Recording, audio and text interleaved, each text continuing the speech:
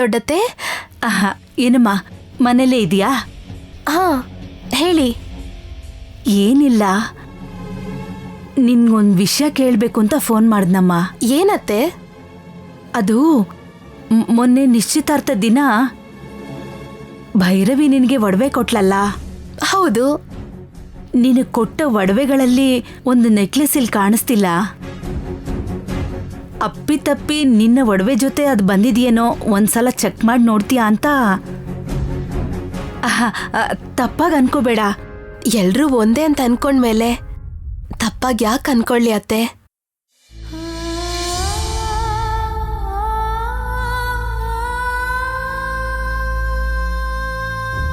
ನಿಮ್ಮತ್ತೆ ಕೂಡ ಇದೇ ಮಾತನ್ನ ಹೇಳಿದ್ಲಮ್ಮ. ನೀವಿಬ್ರು ಒಂದೇ ಥರ. ಇದೆಯೋ ಇಲ್ವೋ ಅಂತ ನೋಡ್ಬಿಟ್ಟು ಫೋನ್ ಮಾಡ್ತೀನಿ ಅತ್ತೆ.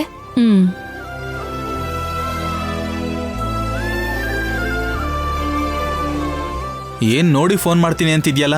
ಮೊನ್ನೆ ನಿಶ್ಚಿತಾರ್ಥದ ದಿನ ಅತ್ತೆ ನನ್ಗೆ ಒಡವೆಗಳನ್ನ ಹಾಕಿದ್ರಲ್ವಾಪ್ಪ. ಇಟ್ಟವ್ರೆ. ಆ ಕಾರ್ಯಕ್ರಮ ಮುಗಿಯೋವರೆಗೂ ಗೊಂಬೆಗೆ ಅಲಂಕಾರ ಮಾಡ್ದಂಗೆ ಮಾಡವ್ರೆ. ಆಮೇಲೆ ತೆಕ್ಕೊಂಡ್ಬಿಟ್ರಲ್ಲ. ಅಲ್ಲ, ಈಗ ಆ ಒಡವೆ ಟಾಪಿಕ್ ಯಾಕೆ ಬಂತು? ಅವತ್ ನನ್ಗೆ ಹಾಕಿದ ಒಡವೆಗಳಲ್ಲಿ ಒಂದ್ ಒಡವೆ ಕಾಣಿಸ್ತಿಲ್ವಂತೆ.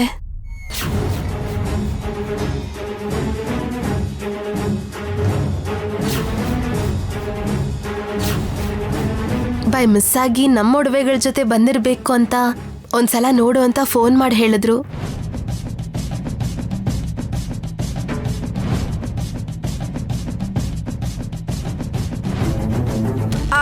ಅಂದ್ರೆ ಆ ಒಡವೆನ ನಾವು ಕದ್ದಿದೀವಿ ಅಂತನಾ? ನಮ್ಮನ್ನ ಕಳ್ರು ಅಂತವ್ರ ಹೆಂಗೆ? ಅಯ್ಯೋ ದೊಡ್ಡತ್ತೆ, ಆ ಉದ್ದೇಶದಲ್ಲಿ ಹೇಳಿರಲ್ಲ ದೊಡ್ಡಮ್ಮ. ಮತ್ತೆ ನಮ್ ಮನೆಗೆ ಬಂದಾಗ ಇದ್ದಂತ ಒಡವೆ ನೀವ್ ಓದ್ಮ್ಯಾಕೆ ಕಾಣಿಸ್ತಿಲ್ಲ. ಒಂದ್ಸಾರಿ ನಿಮ್ ಮನ್ಯಾಗ ಐತೇನೋ ನೋಡಿ ಹೇಳಿ ಅಂದ್ರೆ ಯಾವ ಉದ್ದೇಶದಾಗ ಕೇಳವ್ರೆ ಅಮ್ಮಿ?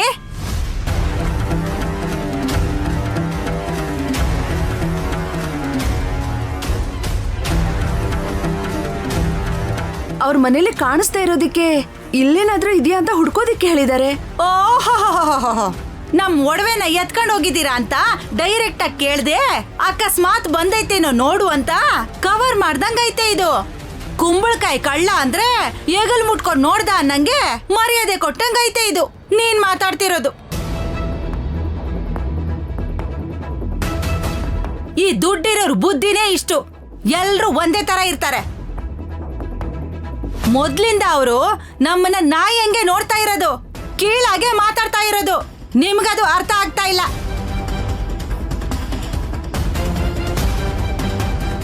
ಎಲ್ಲ ಅವ್ರು ಹೇಳ್ದಂಗೆ ನಡಿಬೇಕು ಅಂತ ಹೇಳ್ತಾವ್ರೆ. ಹುಡುಗಿ ನೋಡೋ ಶಾಸ್ತ್ರ ಅವ್ರಿಷ್ಟ, ನಿಶ್ಚಿತಾರ್ಥನೂ ಅವ್ರಿಷ್ಟ, ಮದ್ವೆ ಮುಹೂರ್ತ ಎಲ್ಲ ಅವ್ರಿಷ್ಟನೇ. ನೀವು ತಲೆ ಆಡಿಸ್ಬೇಕಷ್ಟೇ.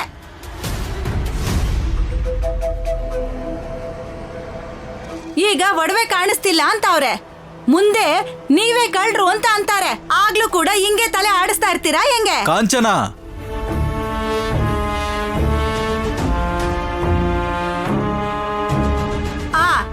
ನಾನ್ ಅಂದಿದ್ ಮಾತ್ನಾಗೆ ತಪ್ಪೇನೈತೆ ವಿಶ್ವನಾಥ? ಕೋಟಿಗಟ್ಲೆ ದುಡ್ಡಿರೋರು ಹೋಗ್ಲಿ ಬಿಡು. ಅಕಸ್ಮಾತ್ ಆಗಿ ಆ ಒಡವೆ ಹೋಗಿದ್ರು ಅದು ಹೋಯ್ತು ಅಂತ ಅನ್ಕೊಳ್ಳೋಣ. ನಮ್ ಮನೆಗ್ ಬರೋ ಸೊಸೆ ಅವಳಿಗೆ ಫೋನ್ ಮಾಡಿ ಕೇಳಿದ್ರೆ ಏನಾದ್ರೂ ಅನ್ಕತಾಳೆ ಅವಳು ಅಂತ ಸ್ವಲ್ಪನಾದ್ರೂ ಅನ್ಸೈತ ಅವ್ರಿಗೆ? ಅದೇ ಸ್ಥಾನದಾಗೆ ನಾವಿದ್ದಿದ್ರೆ ಹಂಗೆ ಕೇಳ್ತಿದ್ವಾ ಹೇಳು? ಹೋದ್ರೆ ಹೋಗ್ಲಿ ಅಂತಿದ್ವಿ. ಎಲ್ಲ ಇದ್ರು ಸಂಸ್ಕಾರ ಇಲ್ಲ ಅಂದಂಗೆ ಮದ್ವೆ ಆಗಕ್ ಮುಂಚೆ ಇಷ್ಟೊಂದು ಆರೋಪ ಹೊರಿಸ್ತಿದ್ರೆ ಮದ್ವೆ ಆದ್ಮ್ಯಾಕೆ ಈ ಅಮ್ಮಿನ ಅಲ್ಲಿ ಬದುಕಕ್ ಬಿಡ್ತಾರಾ? ಅದಕ್ಕೆ ಹೇಳ್ತಾ ಇವ್ನಿ, ಈ ಮದ್ವೆನ ಕ್ಯಾನ್ಸಲ್ ಮಾಡೋಣ.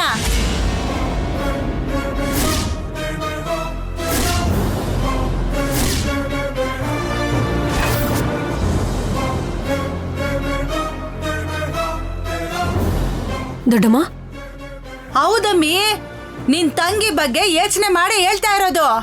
ಅನುಮಾನ ಪಡೋ ಕೋಟೀಶ್ವರರ ಸಂಬಂಧಕ್ಕಿಂತ ಅನುಮಾನ ಪಡದೆ ಗುಡಿಸ್ಲಲ್ಲಿರೋನು ಕೊಟ್ರು ಕೂಡ ಇವಳು ಸುಖವಾಗಿರ್ತಾಳೆ, ಇವ್ರು ನೆಮ್ಮದಿಯಾಗಿರ್ತಾರೆ. ಇಲ್ಲೋಡು ಶರಣ್ಯ, ಅವ್ರಿಗೆ ಫೋನ್ ಮಾಡಿ ಇಲ್ಲಿ ಒಡವೆನೂ ಇಲ್ಲ, ಒಂದ್ ಕಾಳು ಸಾಸ್ವೆನೂ ಇಲ್ಲ, ನಮ್ಗೆ ಸಂಬಂಧನೇ ಬೇಡ ಅಂತ ಅವ್ರಿಗೆ ಫೋನ್ ಮಾಡಿ ಹೇಳ್ಬಿಡು. ಸಾಕ್, ನಿಲ್ಲಿಸ್ತೀಯಾ?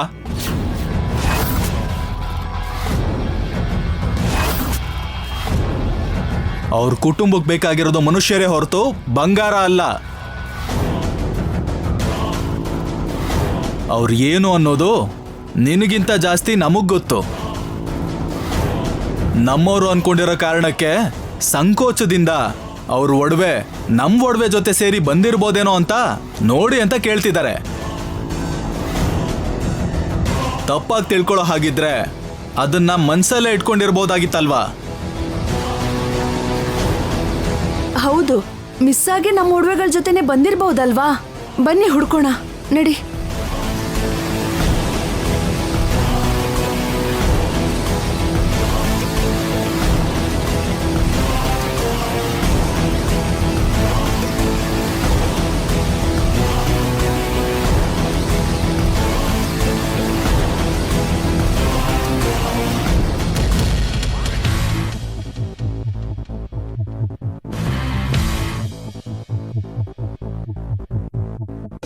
ನೆನ್ನೆ ನಿಶ್ಚಿತಾರ್ಥ ಅಂತ ಹೇಳಿ ಅಮ್ಮ ಅವರು ಈ ರೋಲ್ಡ್ ಗೋಲ್ಡ್ ಒಡವೆನ ತಿರ್ಗಾ ಹಾಕು ಅಂತ ಹೇಳ್ತಾ ಇದ್ದಾರೆ.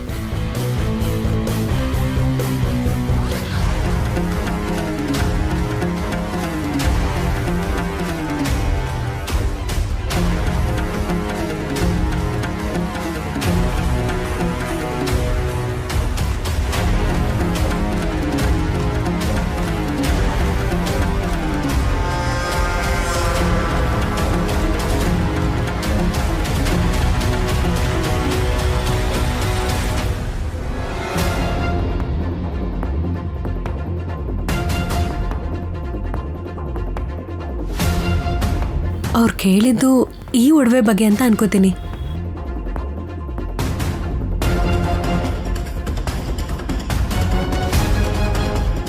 ಯಾವ್ದಮ್ಮಿ ಈ ಒಡವೆ? ಆಂಟಿ ಅವರು ಮಿಸ್ ಆಯ್ತು ಅಂತ ಹೇಳಿದ ಒಡವೆ ಇದೆ ಅಂತ ಅನ್ನಿಸ್ತಾ ಇದೆ ಅಮ್ಮ. ಇದು ಇಲ್ಲೆಂಗ್ ಬಂತು? ಹೇಗ್ ಬಂತು ಅಂತ ಗೊತ್ತಿಲ್ಲ. ಶರಣ್ಯ ಬ್ಯಾಗಿಂದ ಕೆಳಗ್ ಬಿದ್ದಾಗ ಹುಷಾರಾಗಿ ಎತ್ತಿಟ್ಟಿದ್ದೆ.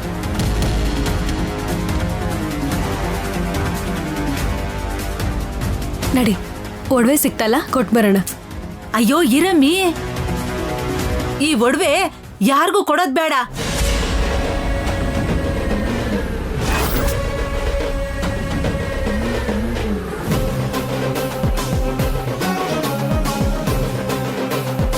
ಇದು ಇಲ್ಲೇ ಐತೆ ಅಂತ ಯಾರಿಗೂ ಹೇಳ್ಬೇಡ, ಮುಚ್ಚಿಡು ಇದನ್ನ. ಯಾಕೆ? ಯಾಕೆಂದ್ರೆ ಆ ಯಮ್ಮ ನಿನ್ಗೆ ಒಳ್ಳೆ ಸಂಬಂಧ ನೋಡಿ ಮದ್ವೆ ಮಾಡ್ತೀನಿ ಅಂತ ಹೇಳಿ ಇದುವರೆಗೂ ಏನಾದ್ರೂ ಸಂಬಂಧ ನೋಡವಳಾ? ಅದಕ್ಕೂ ಇದಕ್ಕೂ ಸಂಬಂಧ ಏನಮ್ಮ? ಈ ಒಡವೆನ ನಮ್ಮ ಹತ್ರನೇ ಇಟ್ಕೊಂಡು ಇವಾಗಿಲ್ಲ ಅಂತ ಸುಳ್ಳು ಹೇಳಿದ್ರೆ ಮತ್ತೆ ಇನ್ಯಾವತ್ತೂ ಸಿಗಾಕೊಂಡಾಗ ಏನ್ ಅನ್ಕೋತಾರೋ ಏನೋ. ಹೆಂಗ್ ಸಿಕ್ಕಾಕೋತಿಯಮ್ಮಿ? ನೀನ್ ಹೇಳ್ತೀಯಾ ನಾನ್ ಹೇಳ್ತೀನಾ? ಶರಣ್ಯ ಜೀವನ ಹಾಳು ಮಾಡ್ಬೇಕು ಅಂತ ನನ್ನ ಉದ್ದೇಶ ಅಲ್ಲ ಕಣಮ್ಮಿ. ನಿನ್ ಜೀವನ ಚೆನ್ನಾಗಿರ್ಬೇಕು ಅನ್ನೋದೇ ನನ್ನ ಆಸೆ. ನೀನ್ ಕೋಟ್ಯಾಧೀಶ್ವರ ಮನೆ ಸೊಸೆಯಾಗಿ ಸುಖವಾಗಿರ್ಬೇಕಂತ ನನ್ನ ಆಸೆ. ನನ್ನ ಆಸೆ ಈಡೇರಿದ್ರೆ ಎಲ್ಲ ಸಂದಾಗೆ ನಡೀತೈತಮ್ಮಿ. ಹಂಗಾಗ್ದೆ ಹೋದ್ರೆ ಈ ಒಡವೆನ ಏನ್ ಮಾಡ್ಬೇಕು, ಯಾವಾಗ ಆಚೆ ತೆಗಿಬೇಕಂತ ನನಗ್ ಗೊತ್ತು. ಅದನ್ನ ಇಲ್ಕೊಡು.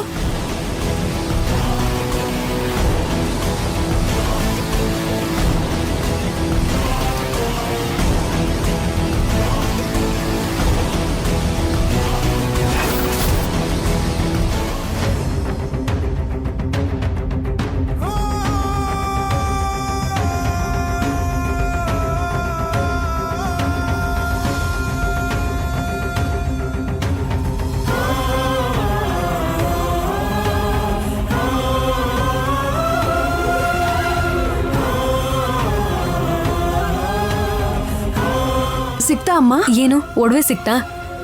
ಇಲ್ಲ ಅಕ್ಕ, ಎಲ್ಲ ಕಡೆ ಹುಡುಕ್ತೆ.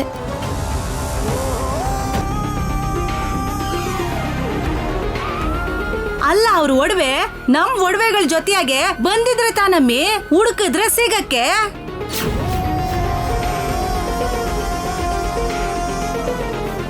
ಅವ್ರ ಮನೆಯಾಗೆ ಎಲ್ಲೋ ಮರ್ತು ಇಟ್ಬಿಟ್ಟಿರ್ತಾರೆ. ಯಾರೋ ಕೆಲಸದವ್ರು ಅದನ್ನ ಕದ್ಬಿಟ್ಟಿರ್ಬೋದು. ನಮ್ಮ ಮನೆಯಾಗ ಏನು ಇಲ್ಲ ಅಂತ ಅವ್ರಿಗೆ ಫೋನ್ ಮಾಡ್ಬಿಟ್ಟು ಹೇಳು.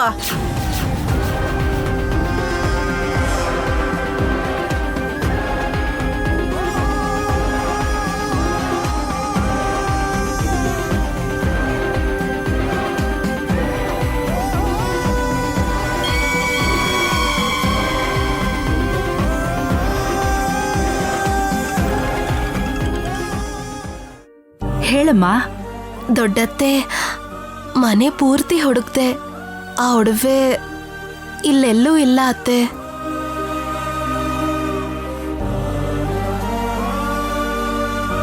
ಹೌದಾ?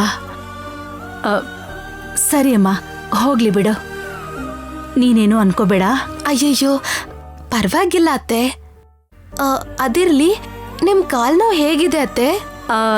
ಮೊನ್ನೆ ನೀನ್ ತಗೊಂಡ್ ಬಂದ ಆಯಿಲಿಂದ ಮಸಾಜ್ ಮಾಡಿದ್ಮೇಲೆ ಈಗ ಸ್ವಲ್ಪ ಪರವಾಗಿಲ್ಲ ಅಮ್ಮ. ಹೌದಾ?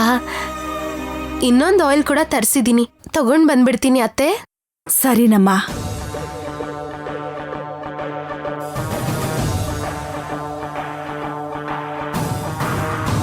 ಏನಂತೆ ಅಕ್ಕ? ಅವ್ರ ಮನೇಲೂ ಇಲ್ವಂತೆ ಭೈರವಿ.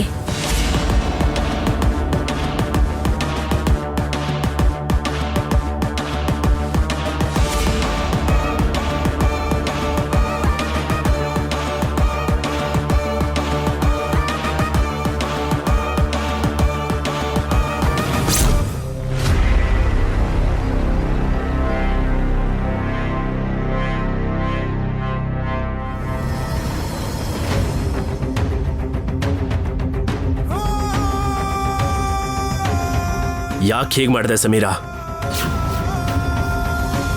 ನೀನು ಅಪಾಯದಲ್ಲಿದೆಯಾ ಅಂತ ನಂಬಿ ನಿನ್ನ ಒಂಟಿಯಾಗಿ ಬಿಟ್ಟು ಹೋಗ್ದೆ. ನಿನ್ನ ಪ್ರಾಣಕ್ಕೆ ಎಲ್ಲಿ ಅಪಾಯ ಆಗುತ್ತೋ ಅನ್ನೋ ಭಯದಲ್ಲಿ ನಿನ್ನ ಮಾತನ್ನ ನಂಬಿ ನಿನ್ನ ಜೊತೆ ಇದ್ರೆ ಜ್ಯೂಸಲ್ಲಿ ಸ್ಲೀಪಿಂಗ್ ಪಿಲ್ಸ್ನ ಹಾಕಿ ನನಗೆ ಮೋಸ ಮಾಡ್ತೀಯಾ? ಓಹೋ, ನಾನ್ ಮಾಡಿದ ಕೆಲ್ಸನ ಚೀಟಿಂಗ್ ಅಂತಾರ? ಅಲ್ವಾ? 4 ವರ್ಷ ಪ್ರಾಣಕ್ ಪ್ರಾಣ ಕೊಟ್ಟು ನನ್ನನ್ ಪ್ರೀತಿಸಿ ನನ್ ಜೊತೆಗೆ ಲೈಫ್ ಶೇರ್ ಮಾಡ್ಕೋತೀನಿ ಅಂತ ಮಾತು ಕೊಟ್ಟು ಸಡನ್ ಆಗಿ ನಿಮ್ಮಮ್ಮ ಬೇರೆ ಹುಡುಗಿ ಜೊತೆ ಮದ್ವೆ ಫಿಕ್ಸ್ ಮಾಡಿದ್ದಾರೆ ಅಂತ ನನ್ನ ಬಿಟ್ಬಿಟ್ರೆ ಅದನ್ನೇನಂತಾರೆ ದರ್ಶನ್?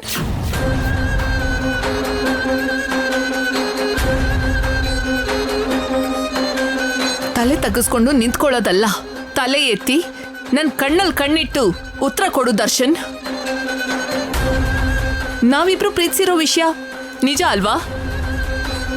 ಒಬ್ರನ್ನ ಬಿಟ್ಟು ಒಬ್ರಿಗಿರಕ್ಕಾಗಲ್ಲ ಅನ್ನೋ ವಿಷಯ ನಿಜ ಅಲ್ವಾ? ನನ್ನ ಫೋನ್ ಲಿಫ್ಟ್ ಮಾಡದೆ ಹೋದ್ರೆ ನನಗೆಲ್ಲಿ ಹರ್ಟ್ ಆಗತ್ತೋ ಅಂತ ಹೇಳಿ ಮಧ್ಯರಾತ್ರಿ ನಾನು ಕಾಲ್ ಮಾಡ್ತೀನಿ ಅಂದ್ರೂ ಕೂಡ ಎದ್ದು ಫೋನ್ ರಿಸೀವ್ ಮಾಡ್ತಾ ಇರ್ಲಿಲ್ವಾ? ಆ ಪ್ರೀತಿ ಎಲ್ಲ ಇವಾಗ ಎಲ್ಲಿ ಹೋಯ್ತು ದರ್ಶನ್?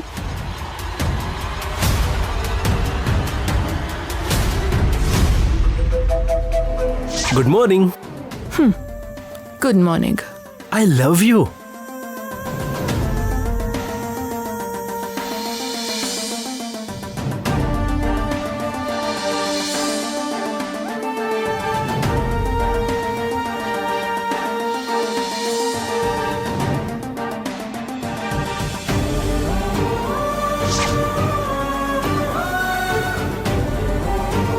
ಪ್ರೀತಿ ಹಾಗೇ ಇದೆ, ಆದರೆ ಅದಕ್ಕೂ ಮಿಗಿಲಾಗಿರೋದು ಪರಿಸ್ಥಿತಿ. ನಮ್ಮಮ್ಮ ತುಂಬ ಜನರ ಜೊತೆ ಒಂದು ಮಾತನ್ನ ಯಾವಾಗಲೂ ಹೇಳ್ತಿದ್ರು, ದೇವರಿಗೆ ತಲೆ ತಗ್ಗಿಸ್ದೇ ಇರೋನು ಪರಿಸ್ಥಿತಿಗೆ ತಲೆ ತಗ್ಗಿಸ್ಲೇಬೇಕು ಅಂತ. ಅವಾಗ ಆ ಮಾತಿನ ಅರ್ಥ ನನಗೆ ಗೊತ್ತಾಗ್ಲಿಲ್ಲ, ಆದರೆ ಇವಾಗ ಅರ್ಥ ಆಗ್ತಿದೆ.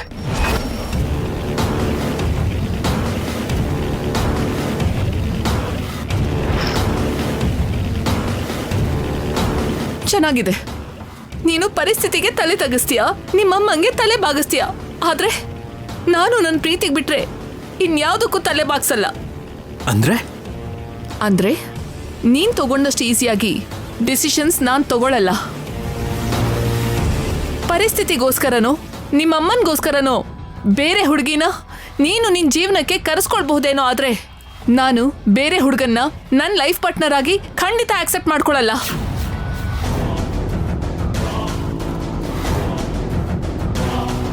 ನಾನು ಜ್ಯೂಸಲ್ಲಿ ನಿದ್ರೆ ಮಾತ್ರೆ ಕಲಸಿ ನಿನ್ನ ಚೀಟ್ ಮಾಡ್ದೆ ಅಂತ ಹೇಳ್ತಾ ಇದೆಯಲ್ವಾ? ಹೌದು, ಚೀಟ್ ಮಾಡ್ದೆ. But why? ಯಾಕೆ ಮಾಡ್ದೆ? ಯಾಕೆ ಮಾಡ್ಬೇಕಾಯ್ತು ದರ್ಶನ್? ಅದಕ್ಕೆ ಕಾರಣ ನೀನೇ ಅಲ್ವಾ?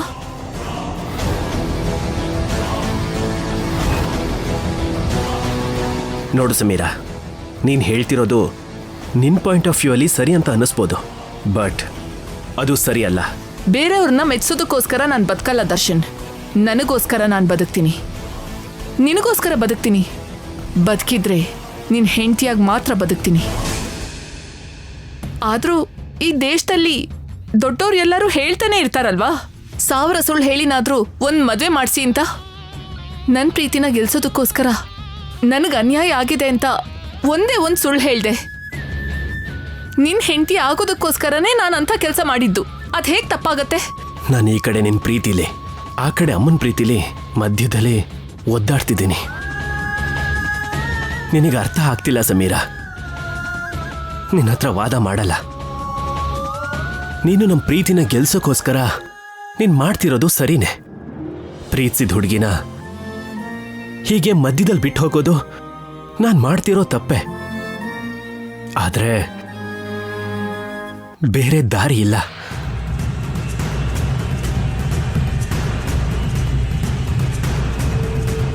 ಎಷ್ಟು ಸಿಂಪಲ್ ಆಗಿ ಹೇಳ್ತಾ ಇದೆಯಾ ನೀನು. ಅಷ್ಟಕ್ಕೂ ಯಾರಿ ಶರಣ್ಯ? ನಮ್ಮಿಬ್ರ ಮಧ್ಯ ಅವಳು ಯಾಕೆ ಬಂದ್ಲು? ಇದೆಲ್ಲ ಅವಳಿಂದನೇ ಅಲ್ವಾ?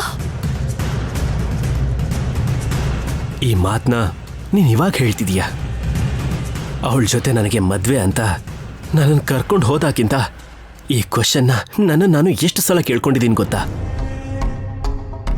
ಅಷ್ಟಕ್ಕೂ ಅವಳು ನಮ್ಮಮ್ಮನ ಕಣ್ಣಿಗೆ ಬೀಳ್ದೆ ಹೋಗಿದ್ರೆ, ಅವಳು ಒಳ್ಳೆತನದಲ್ಲಿ ಅವಳ ಮಾತಲ್ಲಿ ಅಮ್ಮ ಕರ್ಗ್ ಹೋಗದೆ ಇದ್ದಿದ್ರೆ ನಿಧಾನವಾಗಿ ಅಮ್ಮನ ಹೇಗಾದ್ರೂ ಕನ್ವಿನ್ಸ್ ಮಾಡಿ ನಾವು ಮದ್ವೆ ಆಗೋ ಅವಕಾಶ ಇರ್ತಿತ್ತು. ಆದ್ರೆ ಅದಾಗದೆ ಇರೋದಕ್ಕೆ ಕಾರಣ ಮಾತ್ರ ಖಂಡಿತವಾಗ್ಲೂ ಆ ಶರಣ್ಯನೇ.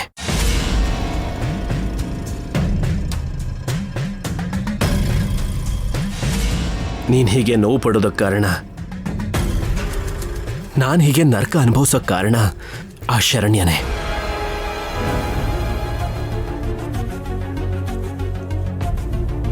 ನಿನ್ನ ಪ್ರೀತಿಸ್ತಿದ್ದೀನಿ ಅಂತ ಹೇಳಿ, ನಿನ್ನ ಮದ್ವೆ ಮಾಡ್ಕೋತೀನಿ ಅಂತ ಹೇಳಿ ಹೀಗೆ ಮಧ್ಯದಲ್ಲಿ ಬಿಟ್ಟು ಹೋಗ್ತಾ ಇರೋದಕ್ಕೆ ನನಗೆ ಶಿಕ್ಷೆ ಕೊಡು. ಇಲ್ಲ, ನಾನು ಸರ್ವನಾಶ ಆಗ್ಬೇಕು ಅಂತ ನನಗೆ ಶಾಪ ಹಾಕೋ. ಅದನ್ನು ಬಿಟ್ಟು ಇಂತಹ ಕೆಲಸನೆಲ್ಲ ಮಾಡಿ ನಮ್ಮ ಅಮ್ಮನ ದೃಷ್ಟಿಲಿ ಇಷ್ಟು ಕೆಟ್ಟೋಳು ಅಂತ ಮಾತ್ರ ಅನ್ನಿಸ್ಕೋಬೇಡ. ಅಮ್ಮ ನಿನ್ನ ಕೆಟ್ಟೋಳು ಅಂತ ಹೇಳಿದಾಗ ನಿನಗಿಂತ ಜಾಸ್ತಿ ನೋವು ಪಡೋದು ನಾನು. I am sorry.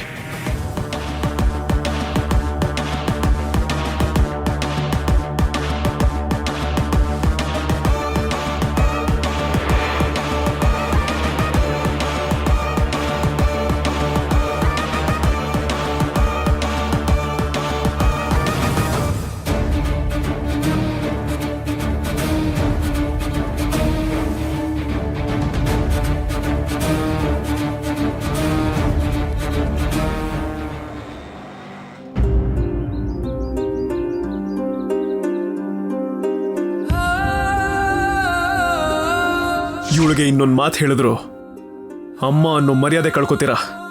ಪ್ರೀತಿನ ನಾನು ಪ್ರೀತಿಸಿದ್ದೀನಿ. ಯಾರಿಗಿಷ್ಟ ಇದ್ರು ಇಲ್ಲದೆ ಇದ್ರು ನಾನು ಇವಳನ್ನೇ ಮದುವೆ ಆಗೋದು.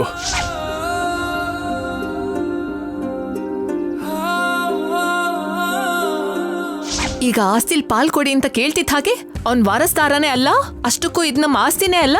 ಈ ಆಸ್ತಿಗೂ ನಮಗೂ ಯಾವ ಸಂಬಂಧನೂ ಇಲ್ಲ ಅಂತ ಇದಾರಲ್ಲ. ರೋಹಿತ್ ಯಾವತ್ತಿಗೂ ಈ ಮನೆ ದೊಡ್ಡ ಮಗನೇ. ಹೀಗಿರೋವಾಗ ಆಸ್ತಿಲ್ ಭಾಗ ಕೊಡ್ಬೋದಲ್ಲ ಚಿಕ್ಕಮ್ಮ?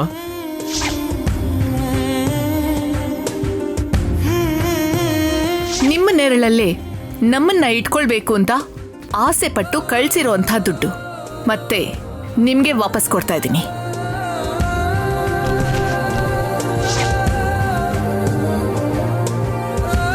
ಅದಿಲ್ದೇ ಇರೋ ಹಾಗೆ ಮಾಡ್ಬಿಡ್ಬೇಕು.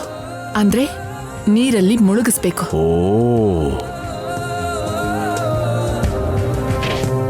ದರ್ಶನ್, ಈ ವಿಗ್ರಹನ ಟೈಮಿಗೆ ಸರಿಯಾಗಿ ತಗೊಂಡು ಹೋಗದೆ ಇದ್ರೆ ಎಲ್ಲರ ಮುಂದೆ ನಮ್ಮ ಮನೆ ಮರ್ಯಾದೆ ಹೋಗುತ್ತೆ.